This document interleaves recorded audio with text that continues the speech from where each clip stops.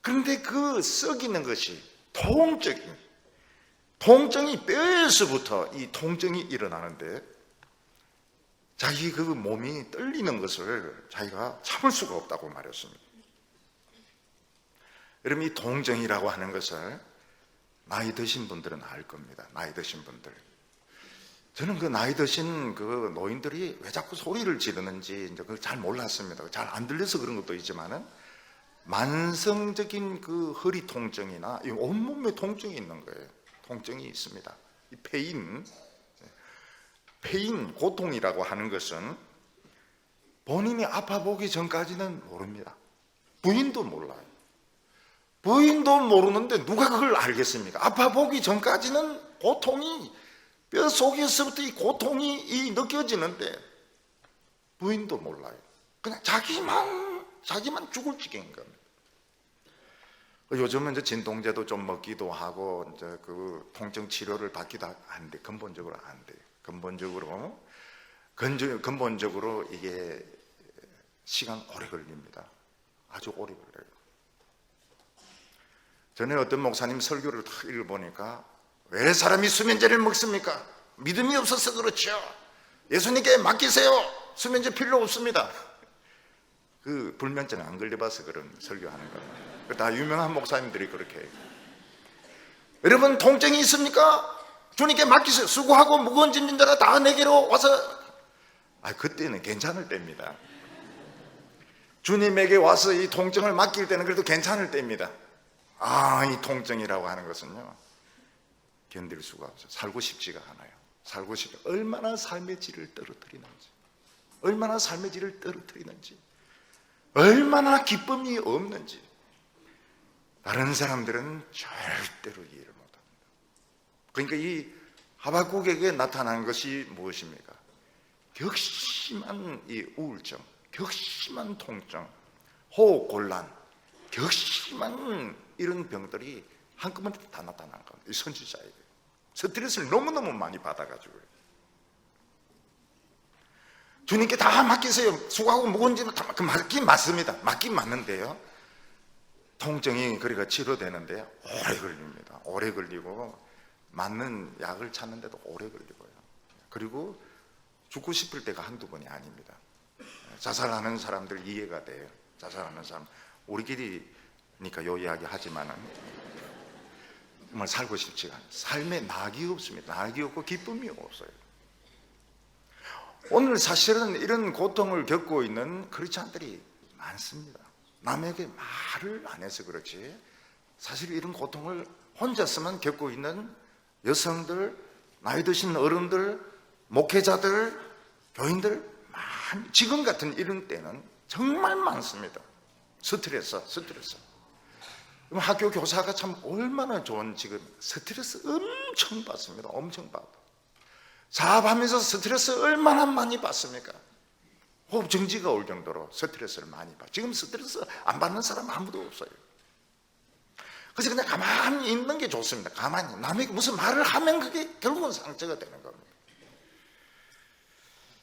하박국 선지가 이런 격심한 우울증, 격심한 이런 통증, 격심한 이런 위경련이라든지 이런 호흡곤란까지 오게 된 것이 믿음이 없어서 그렇습니까? 믿음이 있었습니다. 믿음이 있었기 때문에, 하나님 말씀을 들었기 때문에, 남들이 보지 못하는 것을 더 심각하게 받아들였기 때문에 이런 병이 중병이 오게 된 겁니다.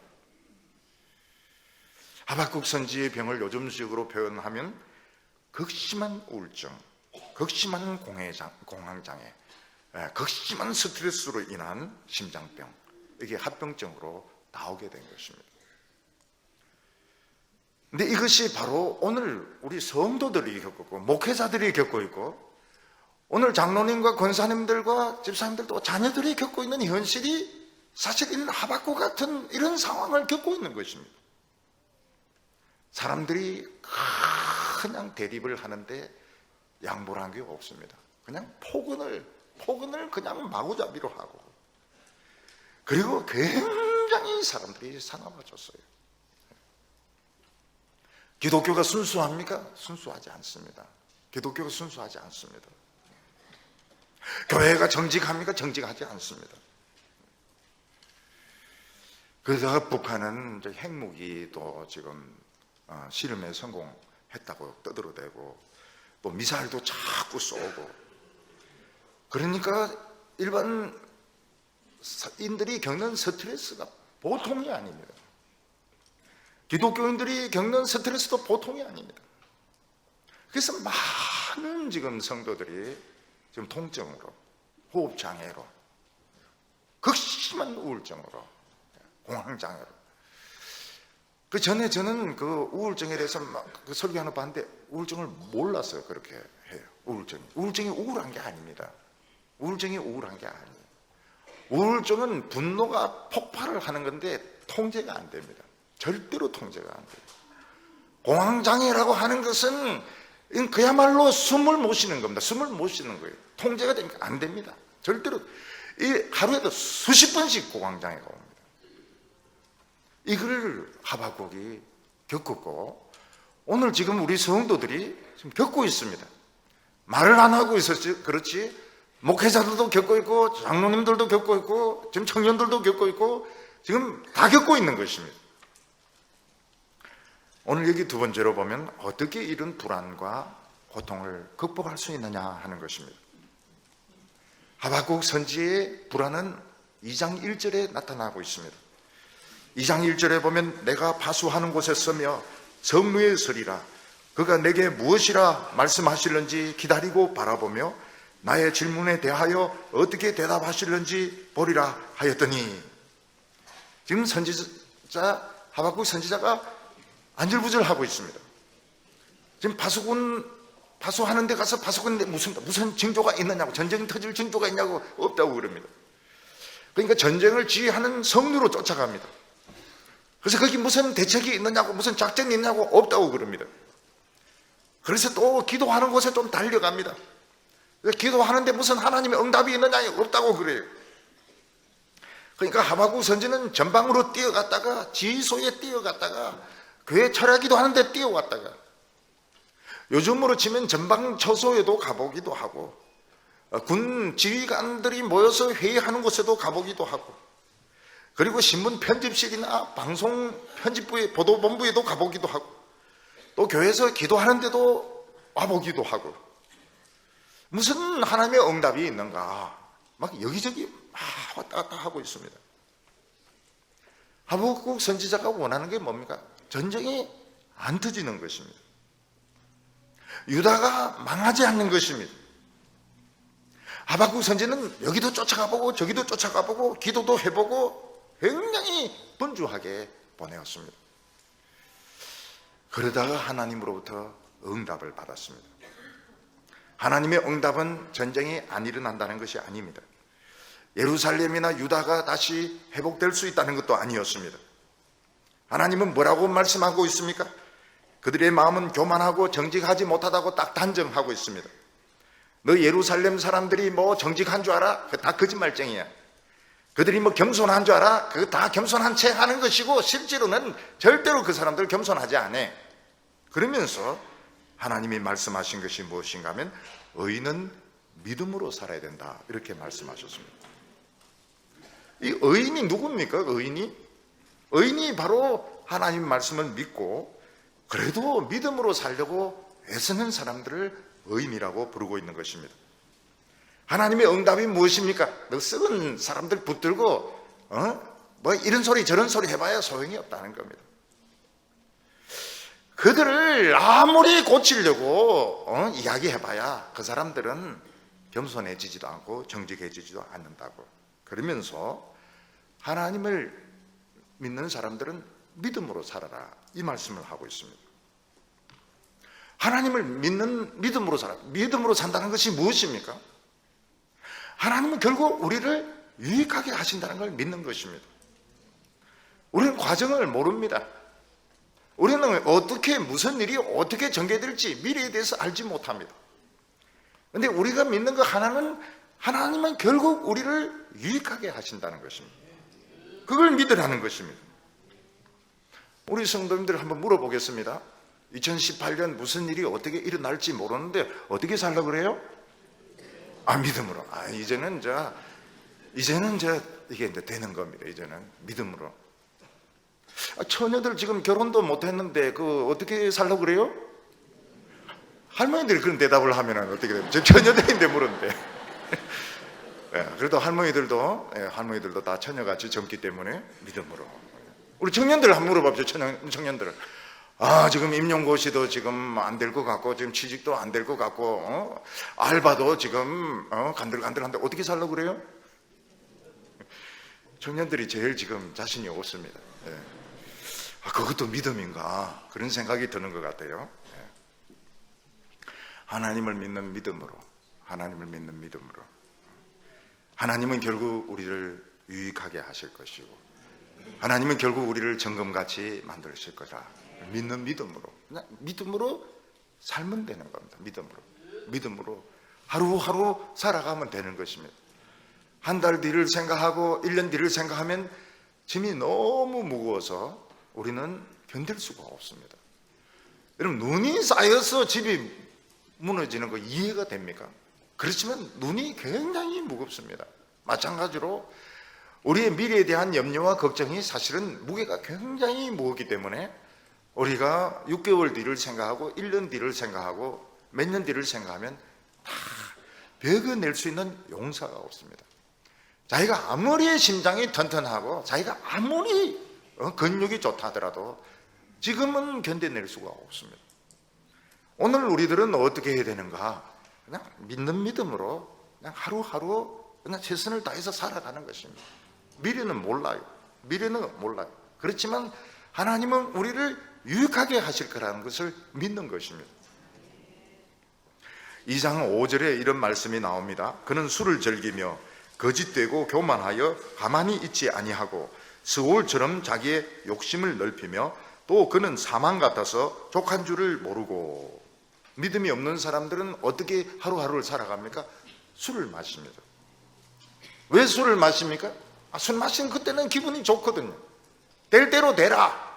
그래서 술을 마십니다. 영화에 빠집니다. 그리고 자기 이익에 빠집니다. 그것은 믿음이 없는 겁니다. 술에 취하고. 그리고 계속 욕심을 넓힙니다. 자기 욕망만 막 넓힙니다.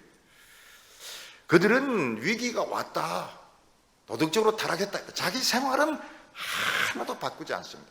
자신의 삶의 태도는 일체 바꾸지 않습니다.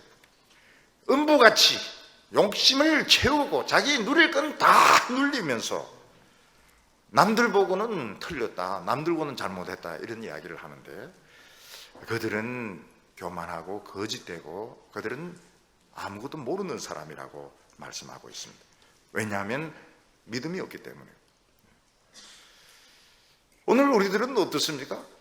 오히려 이게 참 좋은 기회다, 이렇게 생각해요. 참 좋은 기회다.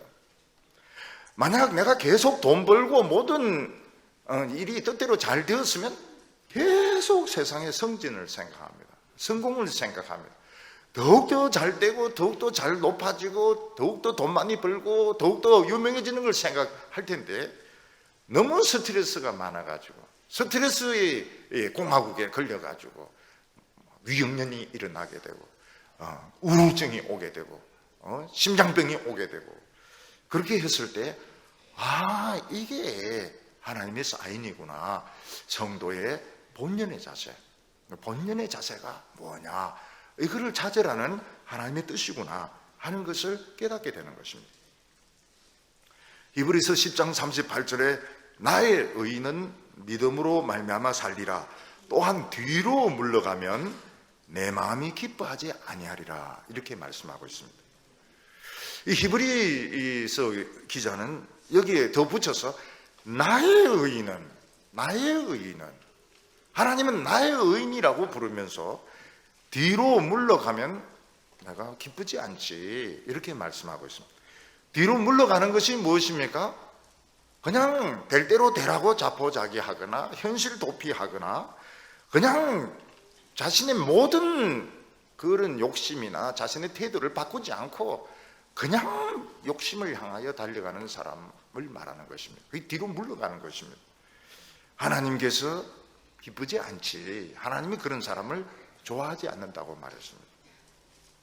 사도 바울은 이것을 더 발전시켜서 오직 우리가 믿음으로 어렵다함을 받는다 하면서 의인은 믿음으로 말미암아 살리라고 말했습니다. 이건 무엇인가 하면 우리가 행위로 어렵다함을 받지 않고 예수 그리스도를 믿음으로 어렵다함을 받기 때문에 우리가 좀 부족하고 연약해도 하나님은 다 책임진다고 말씀하고 있습니다. 의인은 믿음으로 산다는, 우리 완전하지 않습니다. 우리 허물도 있고 실수도 합니다. 그렇지만 예수를 믿는 사람은 하나님이 다 책임을 지시기 때문에 아무것도 걱정할 필요가 없다, 이렇게 말씀하고 있습니다. 그래서 하박국, 히브리서, 사도 바울 이러면서 사상이 발전이 되고 있습니다. 히브리서는, 이 하박국 선지는 뭐라고 말하고 있습니까? 하나님은 우리를 유익하게 하시기 때문에 우리는 그 걱정할 필요가 없다는 거예요. 오히려 성도의 그런 자세, 바른 자세를 찾으면 된다는 것입니다. 히브리서에서는 뒤로 물러가면 안 되지. 그냥 이 현실을 외면하고 아무 일이 없는 것처럼 세상 사람처럼 놀 거 다 놀고 먹을 거 다 먹고 챙길 거 다 챙기면 안 되지. 하나님은 그런 거 기뻐하지 아니하시지. 의인은 믿음으로 나가야 된다고 말씀하고 있고, 사도 바울은 우리가 허물도 있고 죄도 있지만은 하나님 우리 사랑하시기 때문에 겁낼 거 없다고, 우리가 예수 믿었으면 앞으로 살아가는 것도 하나님이 책임진다고 말씀하고 있습니다. 오늘 여기 세 번째로 하박국은 신자의 바른 자세가 무엇인가, 이런 시대에 참 우울증이 찾아오고 공황장애가 찾아오고 이런 막 위경련이 일어나고 불면증이 오고 이럴 때 우리가 어떤 자세로 살아야 되는가 하는 것입니다. 이때 하나님 백성들이 무슨 생각을 해야 되는가 하면, 내가 죽으면 무슨 소용이 있을까? 죽으면, 여러분 그 책 많은 거 소용이 없습니다. 책 많은 거 소용이 없어요. 저는 책 몇 권만 있으면 됩니다. 성경책하고 그것도 주석 한두 권 하고 그냥 노트북만 있으면 돼요. 책이 좀 있습니다. 왜 있습니까? 폼으로 있는 겁니다. 폼으로 있고 언젠간 죽기 전에 아마 다 가져갈 겁니다, 사람들. 돈 무슨 필요가 있어요? 죽는데 돈 필요가 없어요. 여러분, 전쟁 터졌는데 고층 아파트 걸어 오르내리려면 좀 힘드실걸요? 물동이 들고 오르내리려 그러면은 힘드실 텐데요. 학벌 무슨 필요가 있습니까? 학벌이 무슨 필요가 있어요? 아무 소용이 없는 것입니다. 그러면 신자가 위기가 발생했을 때, 자기가 죽을지도 모르는 상황에서, 전쟁이 터질지도 모르는 상황에서 내가 붙들 수 있는 것이 무언가? 하나님입니다. 하나님 한 분 붙들면 충분한 겁니다. 평소에는 높은 지위에 있으려고, 왜냐하면 높은 지위에 있으면 결정을 내릴 수 있거든요. 모든 것을 결정을 내릴 수 있거든요. 돈 많으면 많은 것을 누릴 수 있거든요. 여러분, 병들면 아무 소용없습니다. 아무 소용없어요. 여러분, 병원에 가면 끊임없이 기다려야 됩니다. 끊임없이 기다려야 돼요. 기다리고 또 기다리고 또 기다리고, 주사 또 놓고 또 놓고 또 놓고요. 차가 무슨 소용이 있어요? 운전을 못 하는데. 옷이 무슨 소용이 있습니까? 옷 아무것도 필요 없어요. 파자마, 병원복, 그거 외에는 필요가 없습니다. 여러분, 사람이 다 죽으면 자기가 무슨 삼배 옷을 입는지 가만히 떼기로 갚는지 지가 어찌 알 겁니까? 저 죽은 게 모릅니다. 사람 다 죽으면은 아무 소용이 없어요. 수많은 사람이 조문을 옵니다. 수많은 사람들이 꽃 들고 와가지고 유명한 가수 죽었다고 말이죠. 막 옵니다. 지가 압니까? 좀 그만 오라, 그만 울어라, 시끄럽다고. 그렇게 할 수 있습니까? 그 다 자기들 위해서 그렇게 하는 건데. 신문 기자들 사진 팡팡 찍는 바람에 다 오는 건데, 얼굴 내리고 오는 건데. 여러분, 성도들은 생각을 해봐야 됩니다. 지금 같은 이런 상황에서 내가 붙들 수 있는 것은 무엇인가? 돈 붙들고 하는 사람은 아직 탐욕이 아직 남아있는 사람입니다. 명예가 무슨 필요가 있어요? 명예가 무슨 필요가 있고, 교수가 무슨 필요, 죽는데 그게 무슨 소용이 있습니까? 큰 교회 목사가 무슨 소용이 있습니까? 아무 소용이 없습니다. 결국은 하나님 붙들면 마음이 든든해요. 하나님 붙들면은 기도할 수 있다는 거, 아플 때 기도의 대상이 있다는 거 참 위로가 됩니다. 아플 때 신경질 낼 대상 막 찾으면 다 도망가요. 기도할 대상이 있다는 거, 아플 때 기도할 수 있다는 거 참 좋은 것입니다. 죽는 순간에 나를 붙들 수 있는 하나님이 계신다는 게 참으로 도움이 됩니다. 전쟁이 나려고 할 때 기도할 수 있다는 거, 하나님을 믿을 수 있다는 거 굉장히 정신적으로 든든합니다. 하박국이 이제 이 생각을 하는 거예요. 아우, 내가 지금 죽겠는데, 요즘 같은 이런 약이 있는 것도 아니고요, 하박국이 지금 죽을 지경입니다. 얼마나 고통스럽고 우울증이 심한지 죽을 것 같아요. 근데 하박국도 자기 죽는 걸 한번 생각을 해봅니다. 죽는 걸 생각할 때 참, 난 너무 어리석었다. 예루살렘이 무슨 소용이 있고, 다른 사람의 인정이 무슨 소용이 있느냐, 죽는데 무슨 소용이 있느냐. 하나님 한 분만 잡아야 된다. 사도 바울도 감옥에 갇혔을 때 언제 죽을지 모릅니다. 한번 생각을 해봐요. 죽는 게 뭔지 생각을 해보니까 주님께 더 가까이 가는 겁니다. 내가 주님께 더 가까이 가니까 좋은 거예요. 그리고는 죽음에 대한 스트레스, 죽음에 대한 공포에서 벗어났다고 말하고 있으면 완전히 벗어난 건 아니죠. 조금 벗어난 것이죠. 사실 죽음이라고 하는 것은 그렇게 간단하지 않습니다. 죽음의 문제라고 하는 건 간단하지가 않아요. 아주 심각한 문제입니다. 죽음에 대해서 막 쉽게 이야기합니다. 쉽게 이야기하는 것은 죽을 생각이 전혀 없는 사람입니다. 진짜 죽을 생각이 있는 사람은 아주 심각해요. 그렇게 쉽게 말하지 못합니다. 우리가 이 죽음이라는 문제를 생각해보고 전쟁이라는 문제를 생각해보면 너무 쓸데없이 공부를 짜다리 하고 책 잔뜩 읽고 쓸데없이 자리 지키려 하고 쓸데없이 너무 많은 것을 끌고 모았구나. 하나님 한 분만 있으면 되는데 하나님만 붙잡자. 하나님만 붙잡자. 그때 마음이 평안해집니다. 평안해지고 굉장히 든든해지게 됩니다. 그래서 18절 말씀 보면 나는 여호와로 말미암아 즐거워하며 나의 구원의 하나님으로 말미암아 기뻐하리로다. 하박국이 얼마나 지금 고통스러운지 모릅니다. 진짜 죽고 싶어요. 그런데 하나님만 붙잡자 이러니까 굉장히 만족스러운 겁니다. 만족이 생기고 기쁨이 생깁니다. 물론 그렇다고 해서 병이 그냥 낫는 것은 아니고 고통은 계속됩니다. 그런데 마음은 편안해지는 것입니다. 우리가 이 세상에 살면서 우리도 모르게 세상에 동화가 되어서 하나님 말고 딴 거를 많이 사랑하게 돼요. 이거는 솔직하게 인정을 해야 됩니다. 우리가 신자로서 하나님 말고 딴 걸 많이 사랑했습니다. 그래서 하나님의 백성의 정체성을 잃어버린 것입니다. 근데 위기가 오게 되고 스트레스를 받게 되고 정신적인 고통, 불면증 가운데서 오히려 나의 그 바른 모습이 뭐냐?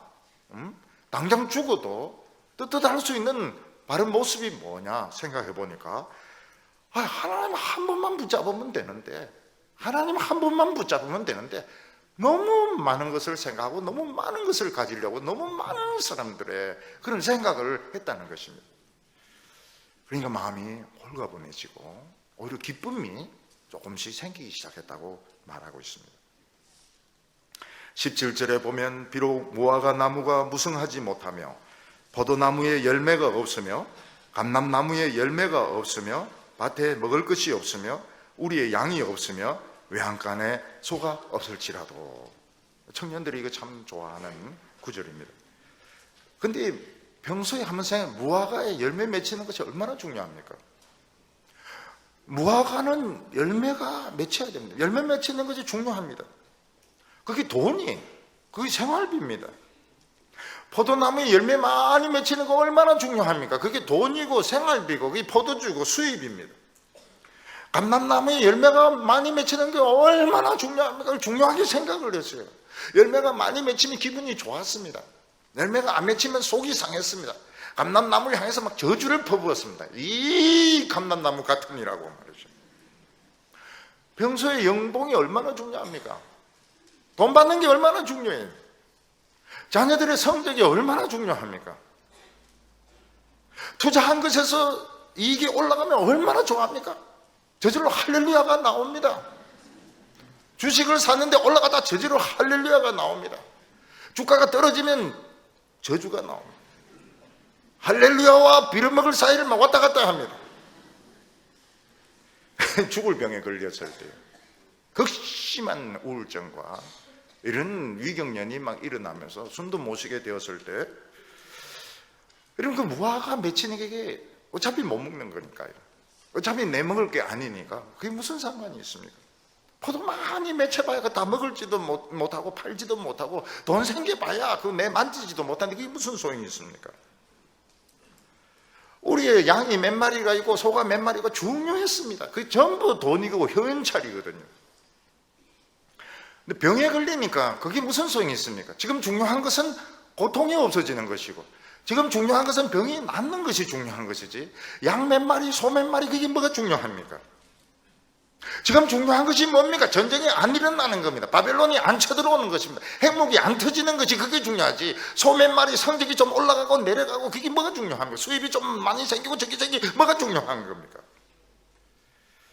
그래서 이 하박국이 참 이 위기가 필요하구나, 때로는 병이 필요하구나, 이 병이 옴으로써, 위기가 옴으로써 하나님은 우리에게 신자의 자세가 뭐냐, 목사의 자세가 뭐냐, 장로의 자세가 뭐냐, 여러분 자신이 굉장히 건강하다고 생각하시는 분은 넘어질까 조심하시기 바랍니다. 넘어질까 조심하시기 바랍니다. 저는 이 심장 하나는 no problem입니다. no problem. 아무리 수영을 하고 아무리 오래 걷고 뛰어도 심장이 문제되는 적이 없었습니다. 저희 형은 심장병을 가지고 있었습니다. 저는 심장이 문제가 없었어요. 뭐 불면증, 우울증에 가서 설교도 하고 강의도 하고, 사실 우울증 몰랐어요. 우울증은 무서운 겁니다. 굉장히 무서운 겁니다. 우울한 게 아닙니다. 우울한 게 분노가 폭발을 하는데요, 이거 컨트롤 안 돼요. 왜 자살을 할까? 절대로 이해를 못합니다. 우울증에 걸려보는 이게 폭발이, 이게 어떻게 할 수 없으니까 뛰어내리는 겁니다. 뛰어내려 죽는 겁니다. 안 겪어보면 몰라요. 공황장애 왜 숨이 답답할까? 여러분 그 안 겪어보면 모릅니다. 무슨 단어만 생각해도, 무슨 생각만 해도 바로 위장이 뒤틀리면서 숨을 못 쉽니다. 근데 그런 일들을 통해서 성도의 자세, 교회의 자세가 뭐냐, 장로의 자세가 뭐냐 생각을 해보니까, 우리는 하나님만 있으면 되는데 하나님 말고 딴 걸 너무너무 사랑을 한 겁니다. 하나님 말고 딴 걸 너무너무 많이 가지려고 한 것입니다. 하나님만 붙잡으면 되는데, 그러니까 일단 마음이 그 스트레스에서부터 조금씩 벗어나기 시작했습니다. 19절에 뭐라고 말하고 있습니까? 주 여호와는 나의 힘이시라, 내 발을 사슴과 같게 하사 나를 나의 높은 곳에 다니게 하는도다. 하나님은 나의 힘이시라. 막 속에서 힘이 생기고 있고 자신감이 생기고 있고, 하나님의 백성은 아주 높은 사람들, 성도도 높은 사람들, 목사도 아주 높은 사람입니다. 목사보다 더 높은 것이 없습니다. 하나님의 말씀을 설교하는 것보다 더 높은 것이 없습니다. 그러나 늘 변명이, 우리는 인간이기 때문에 모든 걸 다 가지려고 했던 것입니다.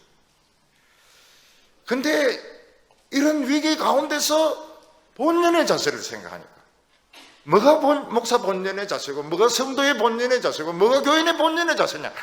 하나님 아니네. 하나님. 교회가 하나님만 가져야지 뭐 다른 걸 자꾸 가지려고 하느냐고. 그러니까 하나님이 힘이 되기 시작해서, 뭔가 안에서부터 힘이 생기기 시작하면서 이 하박국의 이 병이 조금씩 치료가 되기 시작한 것입니다. 약도 조금씩 먹혀들기 시작하고요. 그렇다고 해서 당장 알거지가 되라 그런 말이 아닙니다. 더 이상 돈 많이 모을 필요가 없습니다. 돈 모을 필요가 없고요. 지금 살아있는 게 얼마나 대단합니까? 우리가 지금 살아있는 게 얼마나 대단하고, 동부교인인 것이 얼마나 대단합니까? 동부교인이 얼마나 참 좋습니까? 또 뭘 원합니까? 우리가 지금 살아있고, 우리가 지금 하나님의 말씀 듣고 있고, 우리 자녀들 있고, 내 살아있고, 가족들 살아있고, 그 이상 뭘 더 원하겠습니까? 높은 곳에 또 올라갑니다. 높은 곳에 침체되어 있다가 디프레션, 너무 심한 디프레션에 빠져 있다가 높은 곳에 또 올라갑니다. 그러니까 가슴이 뻥 뚫리는 겁니다. 가슴이 뻥 뚫리는 거예요. 또 산에서 내려오면 우울증 또 생기겠지만, 그래도 이것은 굉장히 중요한 발견이었던 것입니다. 우리 성도님들, 지금 때는 참 좋은 때입니다. 지금 시기는 참 좋은 때입니다. 우리 성도님들 아픈 분들 많으세요. 말을 안 해서 그렇지 아픈 분들 많습니다. 허리 통증은 다 가지고 있고요. 여자들 중에 썰기 없는 여자들 참 많아요. 설계는 기도 제목도 안 됩니다. 왜냐하면 너무 설계 없는 분들이 많아가지고요. 다 지금 시름시름 아파하고, 청년들 스트레스 얼마나 지금 많이 받고 있는지 모릅니다. 알바하면서 눈칫밥 보면서 얼마나 스트레스 많이 받는지 모릅니다. 그때 생각을 해야 됩니다. 성도의 본연의 자세가 뭐냐? 하나님이지. 지금 살아있는 거 얼마나 기쁩니까? 지금 죽어 있으면요, 냉동실 추워요. 냉동실 춥고, 무슨 옷을 입혀도 추워요. 그리고 땅에 갖다 묻습니다. 지금 살아있는 게 얼마나 좋습니까? 물론 천국 가지요. 천국 가지만은 지금 살아있는 게 얼마나 좋습니까? 먹을 수 있다는 게 얼마나 좋습니까? 뭘 먹든지 간에 먹을 수 있는 게 너무 좋아요. 여러분, 같은 교인이 있는 거 얼마나 기쁩니까? 미워할 필요가 뭐가 있습니까? 다 좋은 분들이라고요. 속에 들어가 보면 다 좋은 분들이라고요. 껍데기가 좀 얄궂어서 그렇지 속에는 다 좋은 사람들이라고. 우리가 지금 살아있고 예배드리는 게 얼마나 좋은 것입니까? 이걸 체인지해야 됩니다. 이 체인지해야 병을 막을 수 있고 전쟁을 막을 수 있습니다. 올해 우리 성도님들 딴 생각하지 마세요. 돈 생기면 좋고, 안 생기도 할 수 없고, 생기면 기쁘고, 그렇다 해서 이를 악물고 그렇게 하지 마세요. 교회 하나님 일 너무 하려고 하지 마세요. 누가 하라고 했습니까? 살아있는 게 최고죠. 살아있고 예배드리는 게 최고죠. 우리를 잡아매고 있는 것에서 자유로워지시기 바랍니다. 이거 꼭 해야 된다. 그걸 안 해도 돼요. 다 자유로워지시고 우리가 높은 곳에서 다시 한번 힘을 되찾는 우리 성도들이 되시기 바랍니다. 하나님 아버지, 우리에게 위기를 주시고 스트레스를 주시고 병을 주셔서 감사합니다. 우리는 이 세상의 축복이 계속될 줄 알고 성공만 생각하고 돈 더 버는 거 생각하고 유명해지는 거 생각했는데, 우리가 그러면서 하나님 말고 딴 거를 너무너무 가지고 있었습니다.